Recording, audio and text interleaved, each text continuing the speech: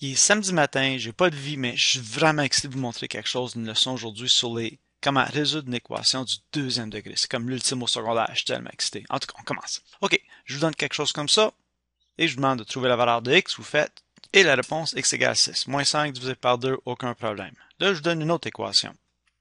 Ben, ça, vous allez faire encore pas mal la même chose. Et vous avez la réponse 4. Moins 5, racine carrée, c'est beau. Mais là, qu'est-ce qui se passe si je mélange un x comme ça, qui est une équation du premier degré, et un x2, qui est une équation du deuxième degré, et dans la même équation. Alors, j'ai pris le x2 qui est là, et je l'ai placé ici. J'ai pris quelque chose avec un x, je l'ai placé là. J'ai mis un moins 10 égale 30. Je dis, hey, ouais, trouvez la valeur de x. Là, la plupart des élèves, vous allez faire, je pense que je vais faire plus 10 de chaque côté, enlevez ça. Vous êtes confortable avec ça. Là, tu arrives à x2 plus 6x égale quelque chose comme 40. Puis là, tu sais plus quoi faire. Parce que là, tu n'as pas le droit d'additionner ces deux termes-là. Ce sont des termes qui sont pas semblables. Et est-ce que je veux isoler mon x? Ben, faire racine carrée, je peux pas parce qu'il y a un x ici. Et est-ce que je peux faire diviser par 6? Ça me donne pas grand-chose faire diviser par 6 parce que j'ai un x2 là. Donc, on est pogné. Et ça, c'est un problème du deuxième degré.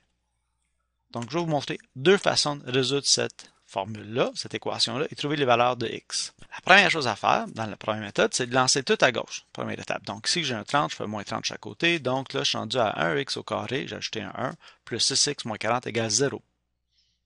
Et là, les coefficients du x2, ben ça, c'est la constante a. Donc, a est égal à 1. En avant du x, on l'appelle b, ça c'est b égale à 6, ça, on appelle ça c. Donc, le a1, b est égal à 6, c est égal à moins 40. Là, je vais aller sur Wikipédia, parce qu'on peut tout trouver là-dessus. Ça, c'est en tout cas, l'équation du deuxième degré. Puis là, vous voyez, OK, le coefficient du x au carré, on l'appelle a, b et le c qui est là. Et la première chose qui vous montre, c'est cette formule-là. Elle est incroyable, cette formule-là. C'est moins b plus ou moins b au carré moins racine carrée de b au carré moins 4ac divisé par 2a. Ça, c'est vraiment deux formules. Parce que j'ai un plus puis un moins ici qui est un peu bizarre. La première formule, c'est avec le plus. Donc, moins b plus tout ça. Et la deuxième formule avec le moins, c'est moins b moins tout ça. Et ça va vous donner les deux réponses pour les valeurs de x qu'on appelle les racines. Ah, deux réponses, ça a-tu de l'allure, deux réponses? Oui, ça a de l'allure. Donc, on retourne. Et là, je vais utiliser la formule que j'ai écrite avec ces chiffres-là pour voir ce que ça me donne. Alors, pour mon x1, j'ai utilisé la version plus, moins 6, racine carrée, j'ai mis 6 au carré, blablabla. J'ai fait le 36 plus ça ici, racine carrée me donne 14, moins 6 plus 14 par 2, x égale 4. Là, je vais faire l'autre formule avec le moins. Ben, tu sais, j'ai pas besoin de tout refaire au complet, là. Je vais juste effacer comme le plus qui est là, et je vais le remplacer avec un moins. Et là, la deuxième réponse, x2 est égal à moins 10. Et encore, vous dites, mais c'est bien bizarre cette affaire-là. Deux réponses, parce qu'en maths, c'est tout le temps juste une réponse. Mais non, là, vous êtes assez vieux pour comprendre que oui, vous acceptez qu'on peut avoir deux réponses possibles, 4 et moins 10. Là, on va aller ici, on va prendre notre équation qu'on avait en premier. Et là, je vais remplacer les x, la variable x, par les valeurs de 4 et de valeur de moins 10 pour voir si ça me donne bien 30. Avec x égale 4, 4 au carré, 16, 6 fois 4, 24, moins 10, 40 moins 10, 30. Oui, donc la réponse, c'est que 30, la valeur de 4, répond à l'équation qui est là. Là, on va le remplacer par moins 10. Moins 10 au carré, 100. 6 fois moins 10, moins 60. Moins 60, moins 10, moins 70. 100, moins 70, 30. Oui, excellent. Donc, on voit qu'il y a bien deux réponses qui peuvent satisfaire l'équation que vous voyez juste là. Et quand on a une équation du deuxième degré, il peut y avoir aucune réponse, une réponse ou jusqu'à deux réponses. Si j'avais un exposant 3, on pourrait aller jusqu'à trois réponses indépendantes. Donc ça, c'est comme ça que les élèves le font. Alors, cette équation-là, ici, vous l'apprenez par cœur, vous l'écrivez en arrière de la calculatrice, mais ça, on va vous le donner et c'est une équation que vous allez utiliser souvent. Là, je vous montre ma méthode. J'aime pas cette méthode-là, moi. Première chose, on enlève le moins 10 ici. Ouais, plus 10, le contraire, plus 10. Et là, je suis rendu à x2 plus 6x, laissez un espace, et c'est égal à 40. Et là, j'ai encore mon problème, lequel que j'isole.